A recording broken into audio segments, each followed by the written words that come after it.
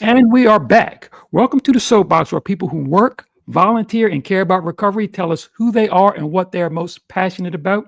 My name is Rich Jones, and I represent parentingyourchildinrecovery.com and the home website secondstarts.com. That's number two, NDSTARTS.com. Stop. It's always something. Where is my. Okay, that's my fault. Okay, let's do this right this Oh, time. there we go. That's pretty. What Okay. am I even thinking about? That looks Okay. nice. That looks good. I'm like, what happened? What happened? Okay, Yeah. here we go. All right. And we are back. Welcome to the soapbox, where people who work, volunteer, and care about recovery tell us who they are and what they're most passionate about. My name is Rich Jones RN, and I represent parentingyourchildinrecovery.com and my home website, secondstarts.com. That's number two, NDSTARTS.com. My special guest today is Stephanie Stevens. Stephanie is a mom, a business owner, and a former TV and radio host who successfully runs an organization helping young adults with autism. So, Yeah. Stephanie, how are you? And it's glad to have you. Thank you so much for coming. Oh, thank you so much for having me. This is an honor. I've been looking forward to this for since the minute you brought it up. I've just been so excited to Oh, just get on I my little soapbox and talk about my passion. okay, cool, cool, very good. Stephanie, I usually start off every show by asking everybody just give me the Cliff Notes version of themselves. Tell me who you are. Give me a little about your story. Just give Mhm. us a rundown. So go ahead and let us know about Stephanie. Okay. Well, I originally thought I was going to take the world by storm and be this huge media mogul. I wanted to be a television talking head, political Hmm. pundit. Believe it or not, I know. Believe it or not, that's what I wanted Believe to it. do when I was in college. And so I went to school for broadcasting and also political science. So I have a degree in both. And then I started working in television shortly thereafter. Um, then, life happens and I got married and started having babies. And as soon as I started having my kids, I decided to back off of television, which is such a full time gig. There's Hmm. no such part time TV. So I really wanted to be there for my children. I wanted to be an active parent and really participate in raising them. I felt like that was my primary job. So I backed off of TV, went into radio because it was a much more flexible schedule. And shortly thereafter, then my second son, was diagnosed with autism, and that's when the good old apple cart totally flipped on over. It changed my world. I I was focused on in this arena and doing really well in radio, and suddenly I had to up and switch tracks altogether and start researching this thing called autism. And Okay. I dove in feet first, head first, everything first, and eventually ended up launching one of the first center-based programs for therapeutics for kids on the spectrum in my state, legislated for funding, legislated for insurance to help pick up some of the cost. Did all of that simultaneously, did some radio work so I could pay the bills and keep food on the table. And then had two more kids and ended up a single mom with four kids and one with special needs. And at that point, again, it's for another soapbox, but then started the spiral of anxiety and panic and feeling out of control and trying to navigate my mindset and all that Right. kind of stuff. But eventually, as my son became an adult, I saw a need in the marketplace, and what I wanted for my son as an adult did not exist. So Okay. went back to the drawing board and created it. Okay. All right. So TV and radio, everybody who's not in TV and radio always finds that so fascinating. How Yep. long did you stay? Did you?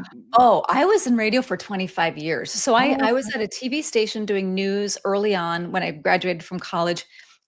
Worked in a small little market, made it back to my home market where I wanted to be. And then again, I got married shortly thereafter. And once those babies started coming, honestly, my whole paradigm shifted. Being this talking person, blah, blah, blah on the mhm. TV was not so important when I now had to dedicate my life and start nurturing two additional human beings at the time. Ended up being four additional beautiful human beings. But something on the inside of me, in my soul, changed. My priorities changed.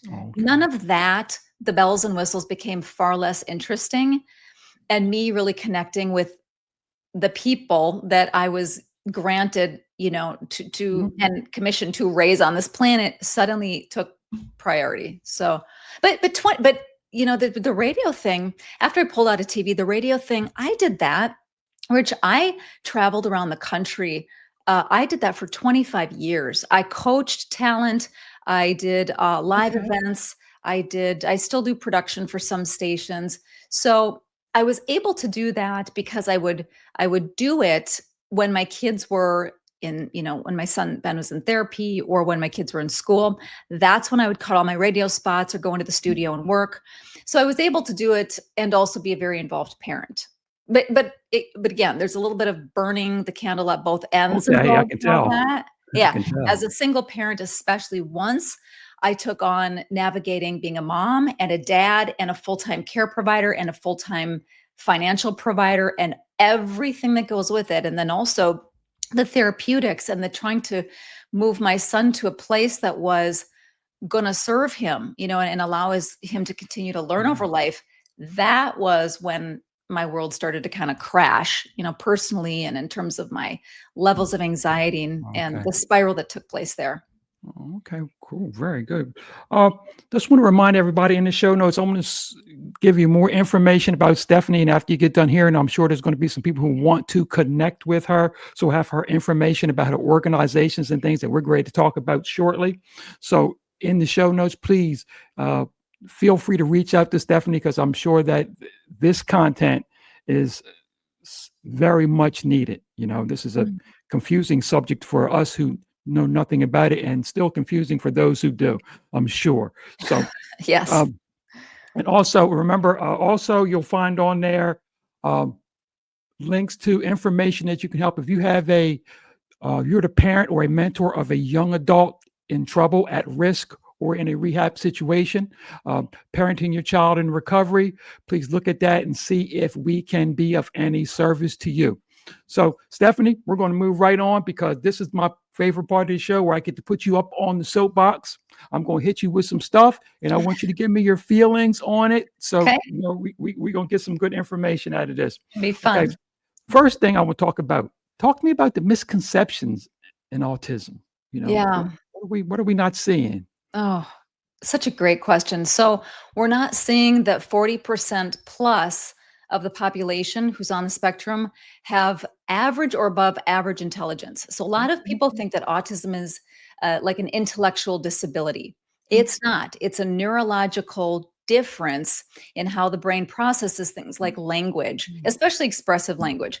So, it's profound how many young adults I know that I work with who are so incredibly intelligent. And then many of them have another percentage, about 10% have twice exceptional gifts. So they have this phenomenal memory recall or this spatial problem solving gifting or Mhm. perfect pitch. They can sing or play a piece of music. That's more rare, but I think people just don't understand that locked inside of all of the behaviors that you tend to see Mhm. is typically at at least about half the time is somebody who is at least as smart as you are, maybe smarter. Mhm. They just can't function language and navigate that cognitive, those cognitive connections the way we who are so-called neurotypical know how to do. Okay. All right. So that's a big misconception because I think that we are in two groups: the group that knows nothing about it, and the group that thinks that everybody is a savant of some type. Exactly. Like Yeah. Rain Man. You see the movie Rain Man, and that's what Right. you think, it's counting cards and matchsticks. It's not. And it's called a spectrum for a reason. Okay. There are some that are very challenged and that are far more challenged cognitively and behaviorally because they're far more affected by this thing that we're just calling autism. And then there's those who, I mean, I meet regularly with a young man who has a great job. He works, but the Okay. social component and the social mores are totally foreign to him, and that's where he struggles. Okay. So All right. it's a spectrum. Okay. Talk to me about some of the challenges that families who are maybe recently diagnosed with this autism thing. How do they navigate that? How can they approach that? Oh, I tell you, when I was first experiencing jumping onto this journey, it felt like trying to drink out of a fire hose. There was so much to know so quickly, so many options, and so many discombobulated things that I was supposed to all be knowing and paying attention to. And I didn't even know what this autism really was, Right. but yet felt a lot of pressure to get my son into early intervention therapy very, very quickly because I was told back then, this is the mid 90s now, we were told that if you didn't get your child to a certain spot cognitively by the age of 7, their neural pathways were going to close down and they were not going to be able to learn anymore. In other words, you had this little window of time to get all this learning in. And we panicked. We panicked. So we were paying therapists out of pocket and putting groceries on credit cards. We were just panicked to get as much of this therapy under our belts as possible to give our son every opportunity in life to reach his full potential. And so there's things to know in terms of the options for therapies. There are so many options out there these days Okay. that can be overwhelming. Okay. Then there's the how do you pay for the funding? Mm. And I had no clue. In fact, I didn't know until my son was an adult how that whole funding mechanism worked. Since then, in the last 7, 8 years, I've become a master expert Okay. at how all of those Right. components work, from the counties to the states to the federal waiver match grant that helps pay for therapies. But those are the things, Richard, the counties, case management, Right. therapeutics, do they go to school? If so, how do you do an IEP? Every area there's the food and dietary component, biomedical interventions that people do. It is a lot. So my goal is to really help parents hone in on what they want to step into first and teach them how to do just that, how to get on that pathway or that road to whichever modality they want to, experience for their child first. Okay. It's All so right. overwhelming. If I had somebody like me back then, my life would have been much easier. Oh, But okay. I've And been through it now. that's key. Yeah. That's key. That's key. From childhood So to adult, I've spanned every single season, all of the transitions, all of the different well, even legal guardianship, which is something I didn't even know existed when he was a child. Suddenly he turns 18 and the county's knocking on my door about legal guardianship.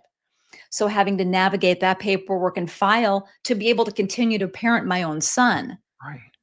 Crazy. So there's lots. There's lots. Wow. Mhm. Wow. Talk to me about how how families should handle support and unity and getting together because it has to be overwhelming. Yeah. How do you Yes. navigate getting support or Yeah, getting help? it is overwhelming. There are things like Facebook groups out there. I created Spectrum Nation because I jumped into a lot of Facebook groups. However, I didn't find real solutions. I found a lot of venting, which is Mhm. important. Got to vent, got to come Right. together and connect on those similarities or the things that offer us challenges in parenting. But I didn't find anything that I felt was very proactive, where parents wanted to get together to learn how to advocate, learn how to help their child reach their full potential, and then really, vent and share, but also how can we take that now and turn it into something that we can do about it? What's Right. the end game to the thing we're venting about?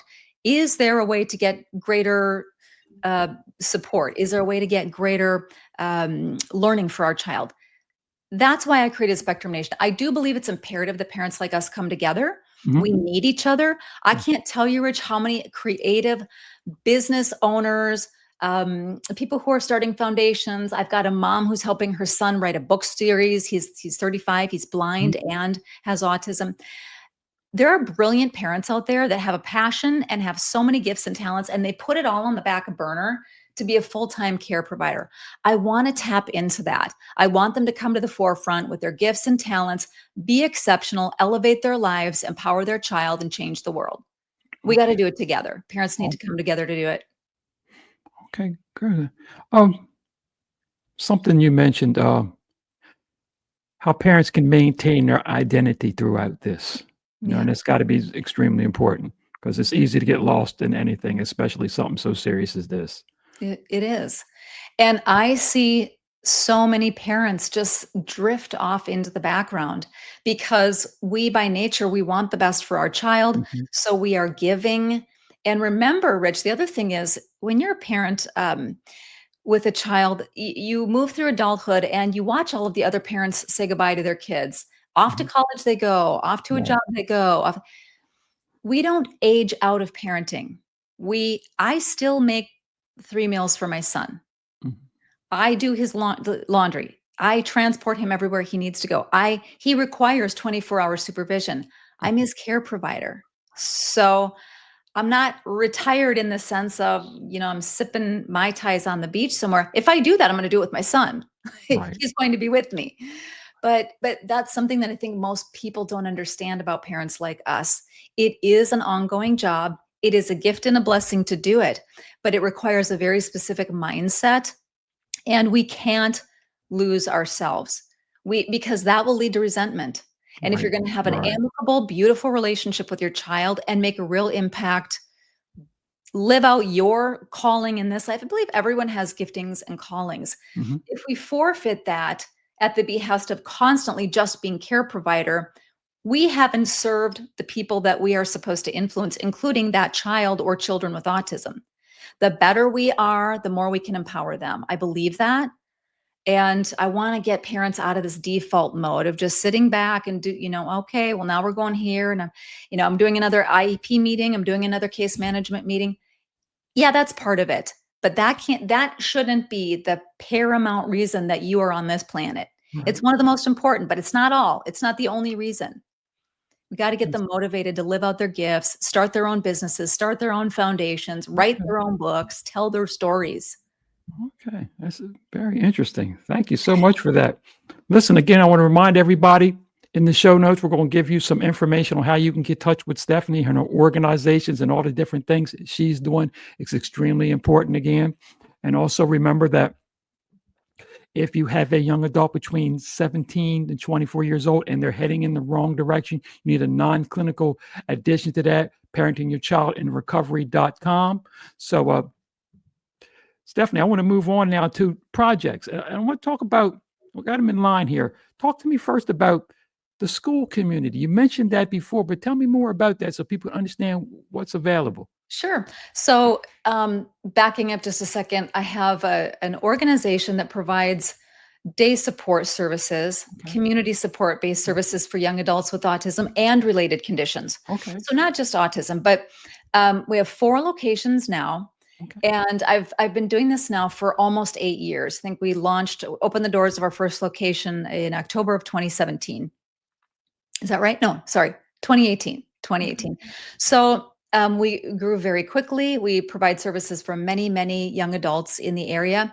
And because I've got a fantastic team, and because these amazing young adults who are in our program are thriving and doing well, this year's something's really shifted for me. I have felt Okay. very, very guided in the direction of now focusing on parents. So I had been focusing Okay. on the individuals with autism for decades. Now there's just something in me that wants to come alongside, link arms with parents, and really give them the support they need. And as I mentioned, help tap into their gifts, talents, and help them launch whatever their passion is, whatever they can do to live out their calling and full potential here as well. Okay. So that organization exists and is going well. The school community is a place where we're doing live Zoom calls, Q&As, and real talk connects, talking about things, and then being solution driven, sharing ideas with each other, sharing concepts, sharing what we would like to see in services, what we think we'd like to see legislatively. This is a Okay. powerful place for parents to be and really connect and talk to each other, a place where the people are like-minded. I post content there. I've got a free course there for any parent Okay. who's That's important. newly diagnosed. It's an A to Z on the first steps you need to take right after the diagnosis. And that's Okay. free. That's uploaded in the classroom portion of that school community. That's excellent. Now, when you talk about the locations, physical locations, how do you get that information out so people know that that service is even there? Where is it? How do you do that? Yeah. Well, it's centrally located in the state I live. Mhm. But, so we've got a website, and I do Okay. post some things to social media. That website is ultimatesustainability.com. Oh, I I mean, have if you that go one. to yeah, if you go to Spectrum Nation, if you go to spectrumnation.org, you'll find everything you need. I can link up with anybody who's interested in what I'm doing on the service end there. Okay. But the spectrumnation.org is where you're going to find the school community, and you're going to find access to me.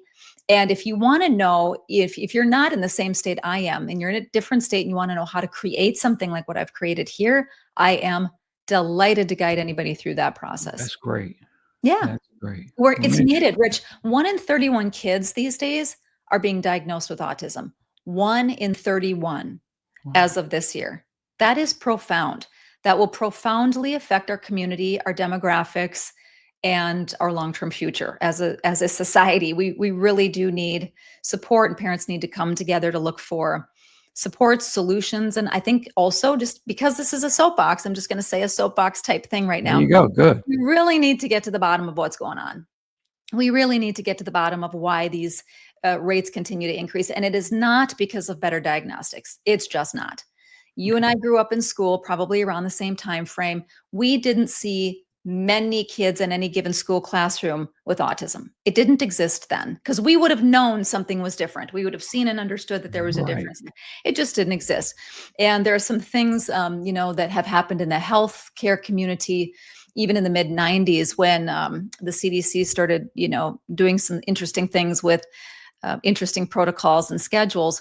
We saw 110% increase in autism in the subsequent 10 years. So again, what are we talking about? Genetics, environmental, health related issues. We have to, in my opinion, whatever it is, we really do sort of need to take it seriously and hone in and drill in on getting serious about finding what is triggering all of this thing that we know as autism. No, And sir. remember, there's autism, then there's the related conditions. Oh, And that's a whole additional portion of the population that's okay. got either cognitive delay or a learning disability or ADD, ADHD, or Down syndrome, or something that is requiring full-time support. Okay. Stephanie, let me ask you a question. Are you telling me that, well, let me put it this way. That 110% increase, is that in diagnosis, or to you, is that in occurrence of autism? What are we talking about here? Yeah, I believe that it's occurrence. I know people who don't like that number often say, well, no, it's just we have better diagnostics. Hmm. Again, I'm going to challenge your logical thinking brain on this. Okay. When you were in school, was it common to notice several people in your classroom that needed full-time resource support? When I grew up in the 70s and 80s, and then in the 90s, the answer is no. No. And so I think most, and even if the diagnostics had been better, um, when they did start honing in on specific diagnostic tools, my son had phenomenal diagnostics. He was at Children's Hospital for 2 straight days. Mm. Meeting with neurologists, audiologists, psychiatrists, psychologists, pediatricians. The whole gamut of experts were there. And that was 25 years ago. So I don't believe that the diagnoses are getting that much better. I believe firmly, and I believe most people logically comprehend, the diagnostic rates are just continuing to increase. They're just continuing to increase. That's So ex- time to that's get a ex- handle on it. that's extremely interesting. Mm. That didn't even occur to me till you just said it. I just assumed it was one of those things where we're able to see it better now, but you're telling me that there's an actual increase in occurrence. I find that Yes. extremely interesting. Yeah, Okay. and again, if people are interested, they can look at diagnostic rates in other countries, in other developed Oh, countries, okay. and notice how significantly fewer children are being diagnosed, and maybe start diving into what's different in that country. What are they doing that's different? What are their healthcare protocols?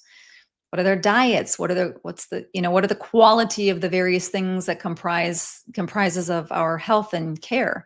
And it's curious. It's really curious. And I think the United States is going to start turning in the right direction. My hope is pretty soon. But it's been far too long of just ignoring the why and trying to treat the, now what? Okay. We got to treat the now what. But at some point, it's time to get to the bottom of the why. Excellent.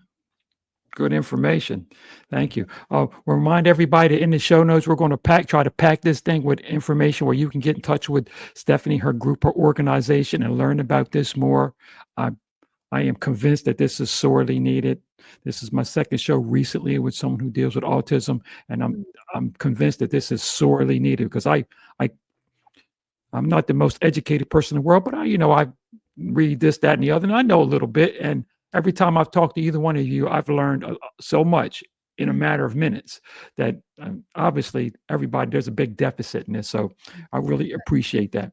Remember, everybody, again, in the show notes, also, we'll get Stephanie's stuff in here. And remember, if you have a young adult, 17 to 24, who needs some additional help, they are at risk, they're in trouble, or they're in a rehab situation, parentingyourchildinrecovery.com. Stephanie, before we go, I want to get into some fun things. Okay. You mentioned, I think I heard you mention something about you were an outdoors person and gardener. What's that? Love the outdoors. Love the Okay. outdoors. Yeah. Just picked up gardening 2 years ago. I have a Okay. couple of organic gardens. We eat out of it. Anytime we can grow stuff, we love that. And yeah, love to be near water, on water, in nature. It's like air in my lungs. I just love it. Yeah. Okay. What's in the garden? Oh, well, we've got spinach, kale, lettuce, carrots, potatoes, sweet potatoes, cucumbers, celery. Wow. What am I missing? I don't know. I feel like I'm missing a couple of things. That's okay. I'm sure I am. But That's yeah, but interesting. lots. 2 raised beds. And every day, my son with autism, he has learned now. He helped me originally plant, then it snowed twice. I planted the cold crops first. Thank goodness. It snowed a couple times and I thought, "Oh no, this is not good." It came up beautifully, better than last year. But my son now, one of his favorite things to do is go out to the garden every night and he cuts his own salad. He pulls his own carrots, Okay. cuts his own celery, cuts his own cucumbers, pulls them, harvests them out of the garden. Then we come back in and he makes, I help him. He's learning how to do all of these things, including safely chopping some of the things. I've got a glove for him that he can wear while he does, but he's learning. See, Rich, this is the important thing. He continues to learn and grow. And I continue to offer him ways to be more and more independent. And so it's a perfect mix.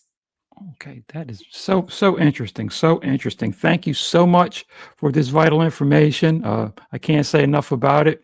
Uh, this is something that I have a nephew who he's 29 now, who's diagnosed with Asperger's, Yes. and he just graduated from the University of Houston. So Wow. yeah, and he's doing very well. It took him a while, and he still has some social issues, but on his own, has his own apartment, just graduated, got a job with the Department of Defense. Oh man, So that's incredible. That's such a he's success story. I love hearing stories like that. he's doing very well. So from information and a lot of help from people like yourself. So I want to thank you so much for coming on and sharing this with me. Thanks for Very having much me. appreciated. Thank you so much. To everyone, I want to speak for Stephanie and myself to tell everybody to remember to help somebody get better, help somebody stay better, and most importantly, let's help somebody be better. Thank you very much.